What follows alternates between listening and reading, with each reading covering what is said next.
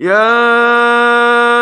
أيها الذين آمنوا كتب عليكم الصيام كما كتب على الذين من قبلكم لعلكم تتقون.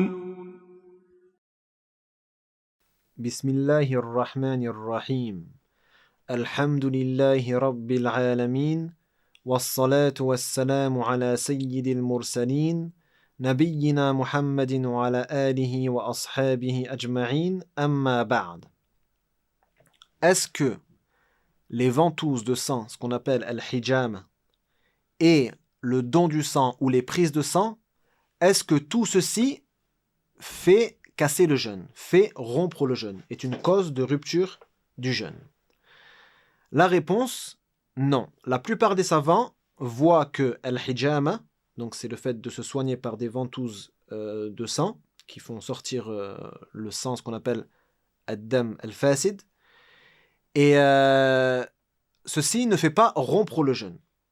Et il en est de même pour ce qui concerne les dons du sang ou les prises de sang, à condition que ceux-ci n'affaiblissent pas le jeûneur à un point qui l'oblige à manger ou à boire afin de revenir à lui-même. S'il peut faire un don du sang ou une prise de sang sans en arriver là, dans ce cas-là, il n'y a aucun problème à ce qu'il fasse ceci alors qu'il est en train de jeûner.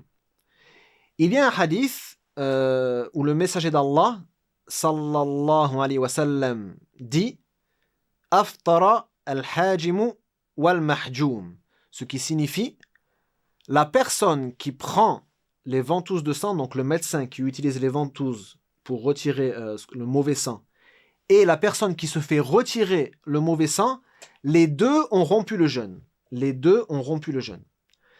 Ce hadith est abrogé parce que il y a un autre hadith de la fin de la vie du messager d'Allah, sallallahu alayhi wa sallam, ihtajama wa huwa muhrim wa ihtajama wa huwa sa'im, ce qui signifie le messager d'Allah, sallallahu alayhi wa sallam, a pratiqué la hijama alors qu'il était en état de sacralisation, c'est-à-dire pour faire le pèlerinage, et il a aussi pratiqué la hijama, on lui a pris donc du sang, alors qu'il était en train de jeûner. Et donc il n'a pas rompu le jeûne à cause de ceci. Donc ceci est la preuve que le premier hadith est abrogé, et donc on œuvre avec le deuxième hadith. Il est donc autorisé de pratiquer la hijama, le don du sang et la prise de sang pendant les jours de jeûne. Wallahu a'lam, Allahumma salli wa sallim ala nabiyyina Muhammad.